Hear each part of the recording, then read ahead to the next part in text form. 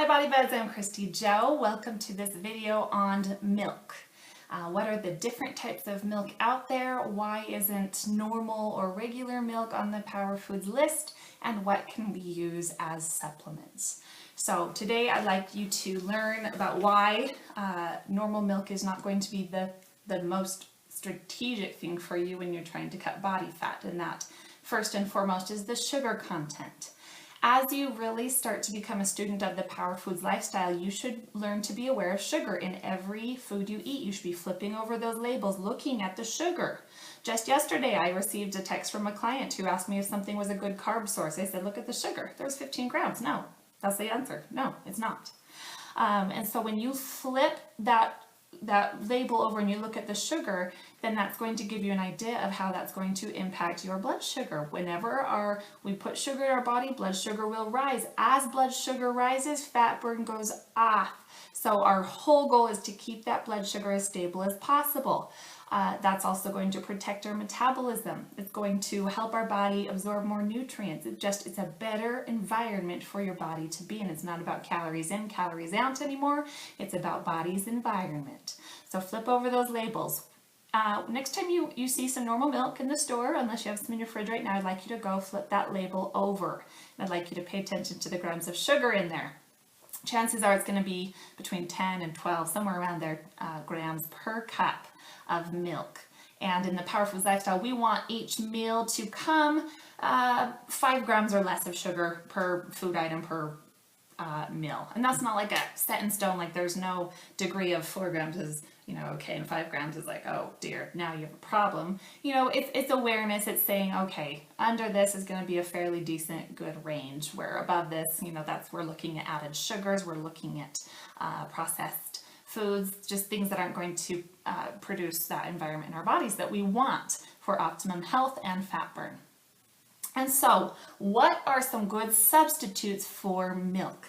You'll see on the Power Foods list that I have almond milk listed. And this is something that I'd like you to understand. Yes, it is a power fat because it's just crushed up almonds, and almonds are our power fat, where it's mostly the monounsaturated fats that we like. They're good for us.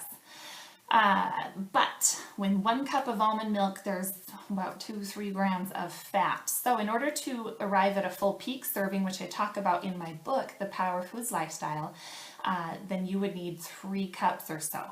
Because a peak range is anywhere from 8 to 12, 13-ish grams. And of course, these are general things, general statements. This is assuming a 1,500 caloric intake for, this is designed for dropping that body fat. Once you reach that optimum level, then the goal is to increase all your portion sizes so you can maintain. We don't want to be cutting forever.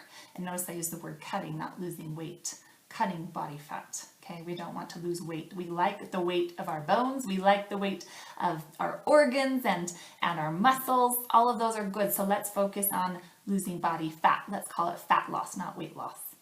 All right, so almond milk is a really good substitute for milk. I personally use it the most out of any of the other types of milks. I'll also just touch on soy, rice, and coconut milk.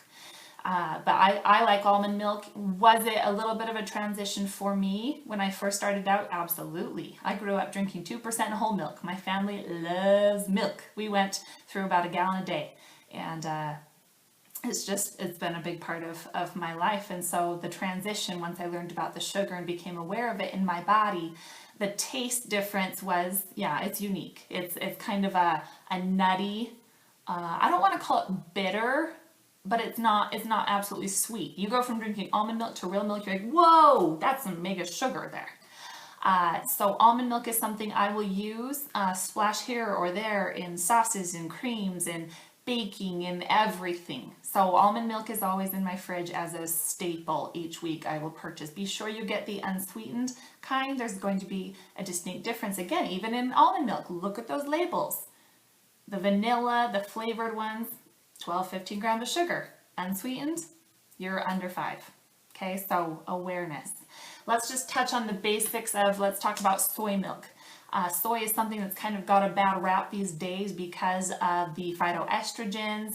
I don't think it's something to go crazy about and say absolutely no soy ever. I think it's something to be aware of. Kind of like red meat. Are we going to eat it all the time? or totally cut it out. No, just be aware and, that moderation principle. Soy milk is thicker. It's going to be more towards the consistency of almond milk, where rice milk and coconut milk are a lot thinner and runnier. Soy milk is not sweet and it's fortified with its vitamins. So that's a good one, especially if you are someone that doesn't like almond milk. Then I would say try the soy milk next. Okay, let's go to rice milk. Where almond milk is a power fat, rice milk is going to be more of a power carb. Why? Because of the source from which it was derived. The almond milk was crushed from power fat almonds. Well, guess what? Rice milk was crushed or pressed from rice, and that's our power carbohydrate. So it is going to be higher in carbohydrates. Is it a full peak range again? No. But being aware that it's more of a carbohydrate-based food. You would need upwards of 10 cups or so to reach a full peak serving. So don't be worried about the contribution of macronutrients from your milk substitutes. It has very little protein. It is also calcium fortified, and rice milk is going to be more on the sweet side, where soy and almond milk are more on the bitter side of our milks. And the other sweet side would be coconut milk. Now, coconut milk is something I do recommend for those, more types of sweet dessert type things, or your coffee, or what else? A shake. If you just really need that sweet, then yeah, use your coconut milk. And just touching on that really fast, coconut water is different from coconut milk. Coconut water has got a lot of glory these days because of the electrolyte balance. And it is something that I will recommend for my very intense athletes and those who need that electrolyte balancing. However, is it for the everyday person? Same as Gatorade and Powerade and Propel and all those. No, it's not for the average gym going person or the average exercising person. If you were engaging in over an hour of exercise a day, and I'm talking intense, where you are sweating and going and going and going. No, that's not like going to a tennis match and I don't know. Anyway, those drinks are designed for the electrolyte balance, your magnesium, your potassium, your sodium, and regulating those levels. So don't think that just because everyone's talking about how coconut water is so healthy, that you should be doing it. Once again, learn the whys. And if you don't know the whys, ask me. I'll make a video. I'll tell you. Okay, so I personally, for me, I opt for almond milk nearly 100% of the time. Very, very, very rare occasions I have used soy milk and coconut milk. So remember, the Power Foods lifestyle is about you finding what works best for you. Take these principles, take these strategies, think about them and say, how can I use this to better my life?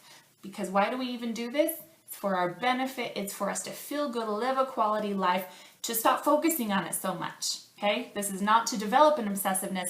This is to focus on it so that then it becomes clockwork, so you can, for the rest of your life, just do what you need to do so you can live your life. That is what the Power Foods lifestyle is all about.